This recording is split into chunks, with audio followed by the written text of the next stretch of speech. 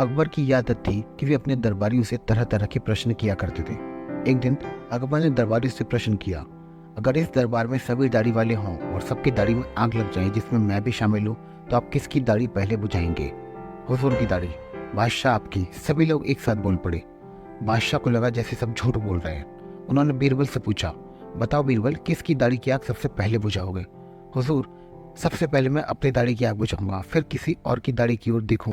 एक आदमी तोते को पकड़कर पढ़ाने लिखाने के बाद किसी बड़े आदमी को भेंट करके इनाम पाने का धंधा करता था। एक बार उसके हाथ एक बड़ा सुंदर तोता लगा। उसने तोते को पढ़ाया, उसे इंसानी बोली सिखाई।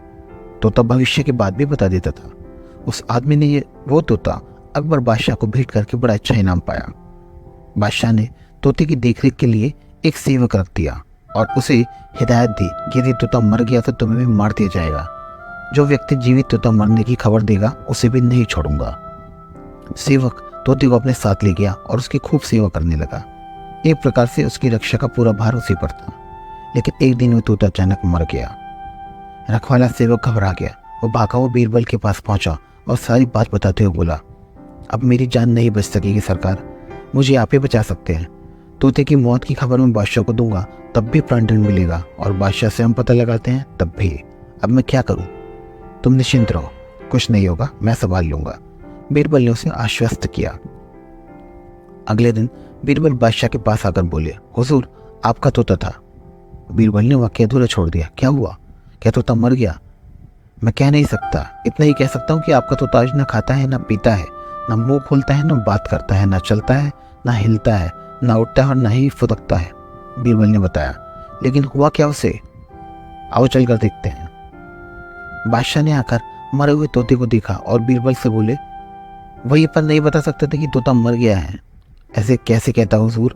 प्राण दंड जो मिलता, क्योंकि आपने क्या रखा था कि मरने की खबर देने वाले को भी प्राण दंड मिलेगा।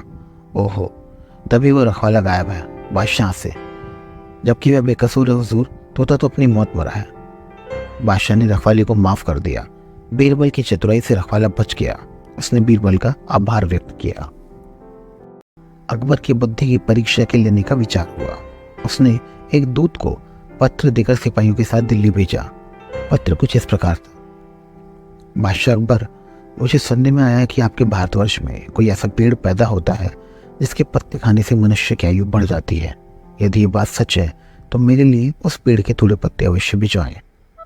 बादशाह उस पत्र को पढ़कर विचारमग्न हो गए। फिर कुछ देर तक बीरबल से राय मशवरा कर उन्होंने सिपाहियों सहित उस दूत को कैद कर एक सुदृढ़ किले में बंद करवा दिया। इस प्रकार कैद हुए उनको कई दिन बीत गए तो बादशाह पर बीरबल को लेकर उन कैदियों को देखने गए। बादशाह को देखकर उनको अपने मुक्त होने की आशा हुई, परंतु ये बात निर्मूल थी। बादशाह उनके पास पहुंचकर बोले, तुम्हारा बादशाह जिस वस्तु को चाहता है वह मैं तब तक उसे नहीं दे सकूंगा जब तक कि इस सुदृढ़ किले की एक दो ईंट न ढह जाएं। उसी वक्त तुम लोग आजाद किए जाओगे। खाने पीने की तुम्हें कोई तकलीफ नहीं होगी, मैंने उसका समुचित प्रबंध कर दिया है। इतना कहकर बादशाह चले गए, परंतु कैदियों की चिंता और बढ़ गई।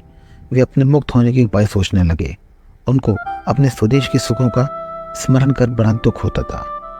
वे कुछ देर तक इसी चिंता में डूबे रहे। अंत में वे ईश्वर की वंदना करने लगे, हे भगवान, क्या हम इस बंधन से मुक्त नहीं किए जाएंगे? क्या हमारा जन्म इस किले में बंद रहकर कष्ट भोगने के लिए हुआ है? आप तो दीनानाथ हैं, अपना नाम याद कर हम असहायों की भी सुध लीजिए। इस प्रकार वे नित्य प्रार्थना करने लगे।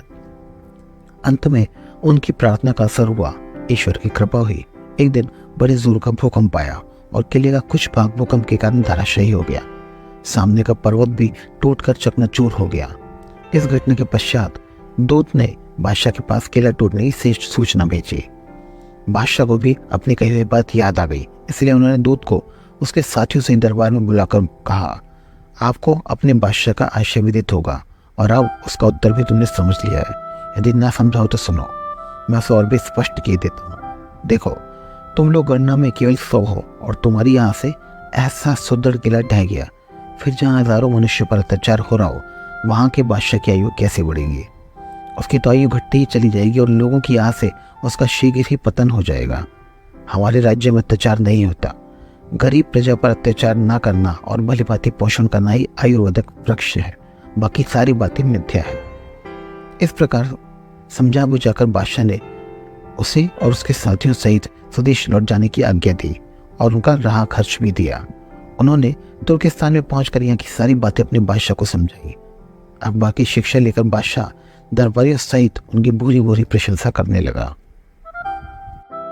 अकबर और बीरबल के बीच हंसी मजाक चलता रहता था। हंसी मजाक में अकबर बादशाह क्रोधित भी हो जाते थे, किंतु बीरबल कभी क्रोधित नहीं होते थे। इस बात को मन में विचार कर बादशाह ने बीरबल को क्रोधित करने की नई युक्ति निकाली और बोले, बीरबल गाय रांधत। उत्तर में बीरबल ने कहा, बादशाह शुक्र खाए। बादशाह की बात से बीरबल तो क्रोधित न हुए, पर बीरबल की बात से बादशाह क्रोधित हो गए। वो भड़क कर बोले, तुम मुझे मजाक के बहाने शुक्र खिलाते हो? हुजूर, आप भी तो मुझे गाय खिलाते हो।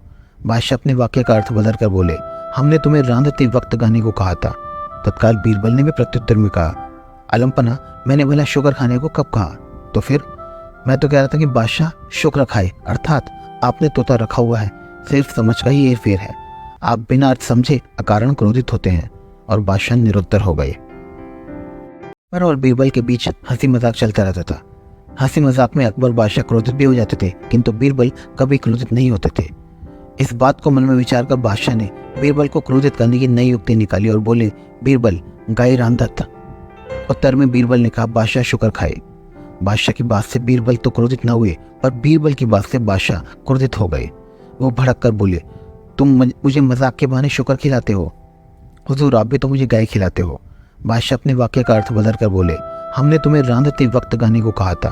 तत्काल बीरबल ने भी प्रत्युत्तर में कहा, अलमपना, मैंने भला शुक्र खाने को कब कहा? तो फिर मैं तो कह रहा था कि बादशाह शुक्र खाए, अर्थात आपने तोता रखा हुआ है, सिर्फ समझ का ही हेरफेर है। आप बिना अर्थ समझे अकारण क्रोधित होते हैं। और बादशाह निरुत्तर हो गए।